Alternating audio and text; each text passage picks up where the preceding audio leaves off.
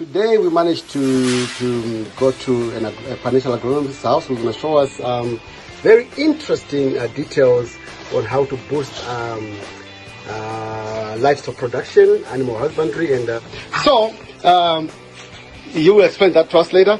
We also have the gentleman that brought us here, Mr. Tsungai Chipato. My name is Comrade Chipato. Our biggest issue that we have amongst ourselves as youth is stock feed and the costs that entail managing a project, whether it is a small or a large scale project. These soldier flies that our comrade here is currently involved in help cut down those costs considerably when it comes to feed. Okay, usually people talk about cost and cut production, but they don't really go back to tell us how much numbers is it worth getting into. So I understand to buy broilers themselves for 100 chicks, you probably have to cough in around $300. And on that $300, how much do you think goes to cost of feed, and how much do you think goes to the chicks themselves? When we are looking at the chicks themselves, we are looking at about 105 US. That's just for the chicks, 100 chicks. So you're saying that rest 200, so 2/3 of that go into just stock feed. Yes, exactly. So on that 2/3, how much do you think you're going to cut there? Well, if we're looking at that last percentage, you're looking at 75% cost. That will be reduced by these soldier flies themselves. So in other words, you're going to widen the margins to a point where even the lowest man on the food chain can actually afford to raise chickens. Exactly. I also noticed you have here something that looks like sawdust and some eggshells. Can you tell us a bit about that? Okay, this is like the waste material that comes from the soldier fly after consuming a lot of our waste material, and this becomes a fertilizer which is called frass. Oh wow! How does your fertilizer compare to conventional fertilizer we buy in the store? Besides being organic, it's easy to produce, looking at the fact that we only use waste material. Right. And you can select any kind of waste material. And how is like the NPK ratio compared to conventional? It's significantly higher. Okay, the eggshells, since a lot of people tend to throw away their eggshells, we save the eggshells because they provide calcium. How do you intend to apply this? You said you're here representing the youth. The first thing is that we want our youth to be accustomed to growing soldier flies on their own.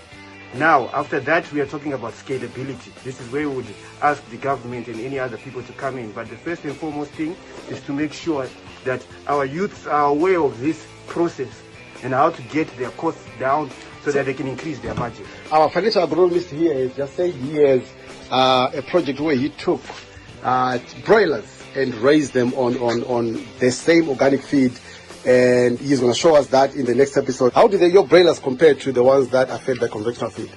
Well, I find that the broilers are significantly much larger because they're getting straight up protein and more vitamins that come from the soldier fly. You heard that, ladies and gentlemen. On our next episode, we're going to look at that because that will give us exactly a pragmatic focus on how this organic feed, this homemade best feed is actually working. If we see broilers, I mean, come on, think about it. If you see broilers that were raised by food that we buy from the store and broilers that were raised by food that he made here, the answer should be able to give us a good insight into exactly what we're doing here, right? Thank you very much. In response to the claims by our financial agronomist actually raising these chickens on homemade feed and supplementing them with worms, we decided to do an experiment where we figured out we would take some broilers and raise them in non-conventional feed, checking the weights in every week, what would happen. So, welcome to this journey, and today we are showing the 25 broilers and the 20 broilers that we got. Day 3.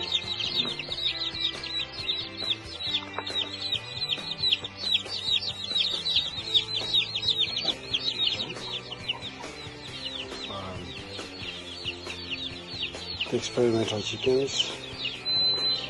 So this is day 10, and if you can notice, the tail feathers are starting to come up. One 10-day-old chick, and as you can see, there's the soldier fly worms in here. You can see them crawling. So I'm going to drop it on top of regular conventional feed that we have from the store, and watch what happens. See, it went right to the worms, slowly picking them one by one.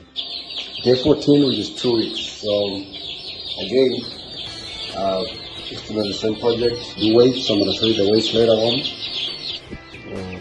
Day 15, so 2 weeks at a day.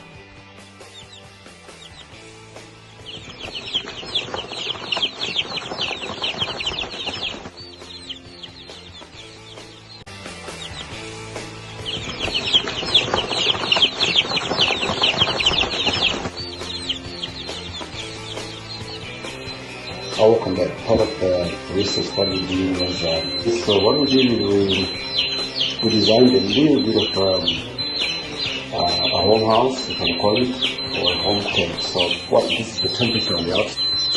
Temperature going up.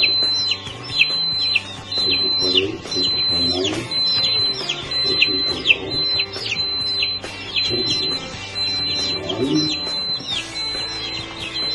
Yeah, so you can see the temperature really going up inside the cage.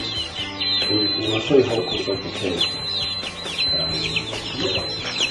Top of the blind thermometer, and just count it at the thermometer. You can see the temperature inside the cage is going up to 90 degrees.